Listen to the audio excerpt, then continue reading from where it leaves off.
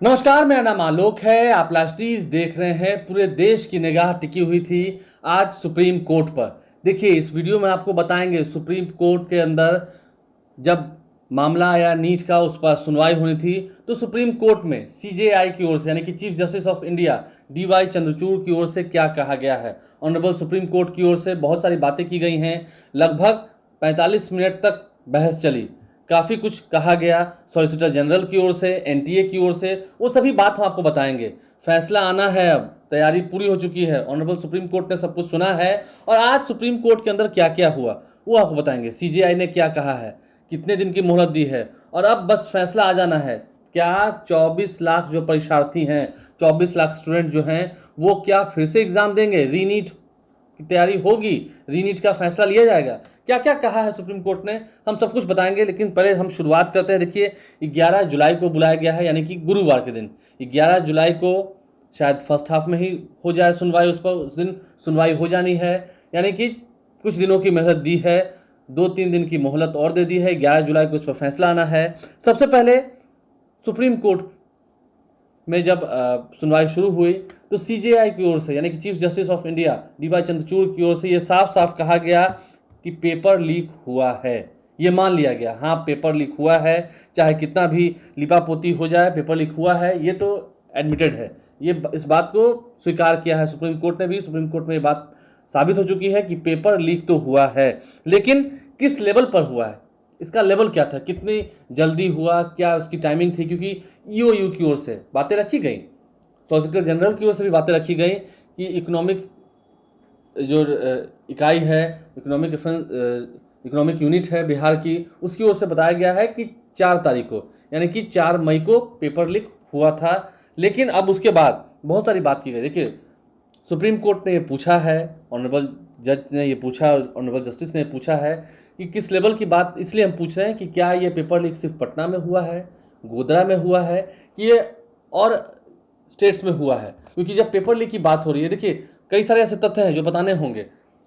Solicitor general की ओर से बात कही गई है कि 56 सिटीज़ में हुई है, 56 सिटीज़ में हुई है, जो कि देश के 18 राज्यों में है।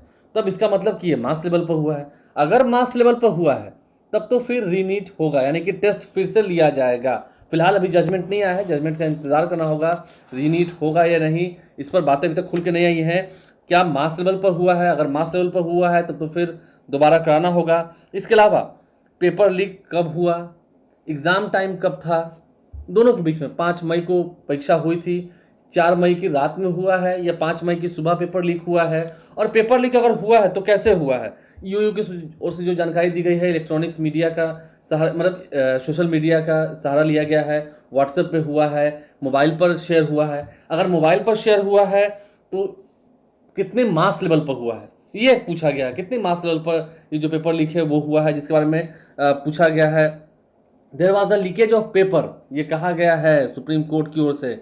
सुप्रीम कोर्ट के भीतर आज काफ़ी माहौल गरमाया हुआ था। 23 लाख जो परीक्षार्थी हैं उसके बारे में भी विचार किया गया है, क्योंकि देखिए एक आंकड़ा बताया गया है। अगर हम आंकड़े पर चल रहे हैं तो एक आंकड़ा बताया गया है कि 2021 में सिर्फ 3 ऐसे स्टूडेंट थे जिन्हें 720 में से 720 अंक आए थे। 2022 में सिर्फ एक ऐसे स्टूडेंट थे जो टॉपर हुए थे जिन्हें 720 में 720 अंक आए थे। 2023 में 2 ऐसे स्टूडेंट थे जिन्हें 720 में 720 अंक आए थे, पूरे देश भर में, ऑल इंडिया की बात कर रहे हैं।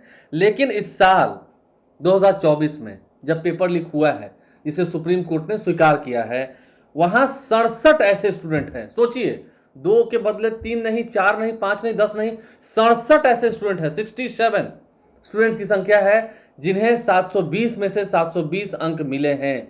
ये बात ही दर्शा रहा है कि पेपर लीक हुआ है। Chief justice of India DY Chandrachud की ओर से, ऑनरेबल जज की ओर से ये कहा गया है कि वेयर, कहाँ कहाँ हुआ ये बताइए। अगर सिर्फ पटना में हुआ है, सिर्फ गोधरा में हुआ तो ठीक है, हम इन दोनों स्टेट्स, इन दोनों जो स्टेट कैपिटल्स हैं, या पटना राजधानी है, गोधरा अलग स्टेट्स में है, तो वहाँ पर सिर्फ हम एग्ज़ाम कंडक्ट कराएंगे, सिर्फ वहाँ परीक्षा होगी, सिर्फ पटना में होगी, फिर गोधरा में होगी, क्योंकि पेपर लीक यहीं पर हुआ है। आपको याद है कई मास्टरमाइंड पकड़ाए थे, पटना का जो एनएचएआई का गेस्ट हाउस है वहाँ से पर रुकवाया गया था। कई सारे मामले खुले बिहार में।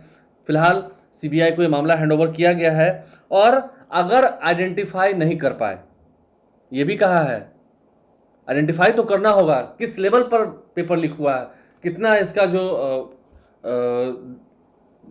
जो जरिया था, क्या जो इसकी कह सकते हैं इसमें जो इसका ब्रॉडकास्टिंग का जो एक एरिया था, कितनी जल्दी ये फैला, कितनी दूर तक फैला, वही चेक करना है, वही बताना होगा सरकार को, गवर्नमेंट ऑफ इंडिया को और एनटीए को भी बताना होगा। देखिए कुछ महत्वपूर्ण बातें हैं, नेचर ऑफ एफआईआर क्या है, और पेपर लीक जो हुआ वो किस स्तर पर हुआ, कहाँ प्रिंटिंग प्रेस में वो गया था, ये सभी बातें ऑनरेबल सुप्रीम कोर्ट में पूछी गई।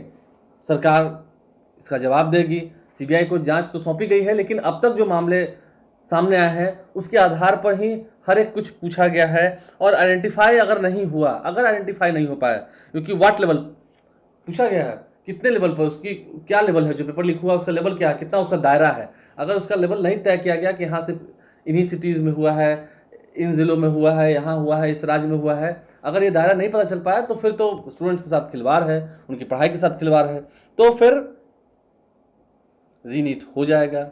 संभावनाएं जिसकी दिख रही हैं।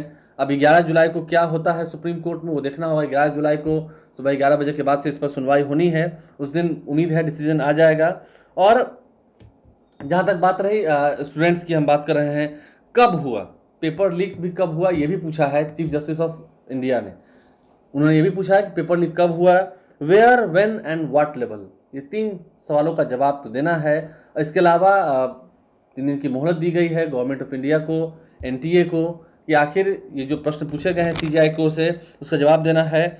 और ईओयू की ओर से जो बताया गया, जो सॉल्वर गैंग होते हैं, जो इस तरह के कुकृत्य करते हैं, जो गलत काम करते हैं, उनसे भी जो पूछताछ की गई है उनसे पूछा जाए। क्योंकि देखिए पटना में भी कई जगह पर जब जले हुए पेपर्स मिले थे, ये कहा गया था कि सिर्फ उनका प्रिंट लेगा, क्योंकि जहाँ से प्रिंटिंग प्रेस थी वहाँ से एक उसकी कॉपी चुरा करके फिर लोगों को रटवाया गया और फिर सॉल्वर गैंग के द्वारा क्या कुछ किया गया, ये खबरें आपको मालूम है।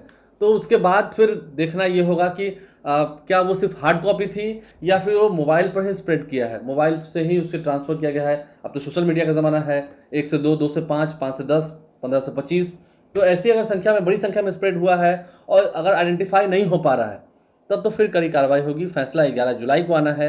हमने आज आपको सुप्रीम कोर्ट के भीतर क्या कुछ बातें हुई, सीजेआई ने क्या कहा, 3 जज वहाँ बैठे हुए थे सुप्रीम कोर्ट में, तीनों ही जज ने क्या कुछ कहा है, क्या कुछ अभी, क्योंकि फिलहाल आज फैसला पूरा नहीं आ पाया है, अभी अगली सुनवाई होगी जब 11 जुलाई को, उस दिन देखना होगा क्या कुछ डिसीजन होता है, क्योंकि डिसीजन जल्द आने वाला है, ये बात तो तय है।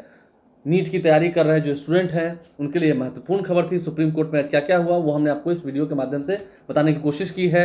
और किस लेवल पर, फिर मैं कह रहा हूँ, किस लेवल पर, कितना बड़ा इसका दायरा था जो पेपर लीक हुआ, कहाँ कहाँ तक ये स्प्रेड किया, कितने दूर ये फैला, ये अगर पता करके नहीं बता पाई सरकार, जितने आरोपी अब तक पकड़ाए हैं, अगर उनसे जितनी जानकारियाँ मिली हैं, अगर ये नहीं बता पाए तब तो फिर रीनीट होना है। अगर इसका दायरा बढ़ गया है और आइडेंटिफाई नहीं हो पाया तो फिर रीनीट होना है, जो ऑनरेबल सुप्रीम कोर्ट में बातें आज कही गई हैं। अब देखना है 11 जुलाई को क्या फैसला आता है, सबकी निगाहें उस पर हैं। हम भी आपको लाइव चीज़ के माध्यम से अवगत कराते रहेंगे। हमारे चैनल को सब्सक्राइब कर लें, साथ साथ फेसबुक पेज भी लाइक करें। धन्यवाद।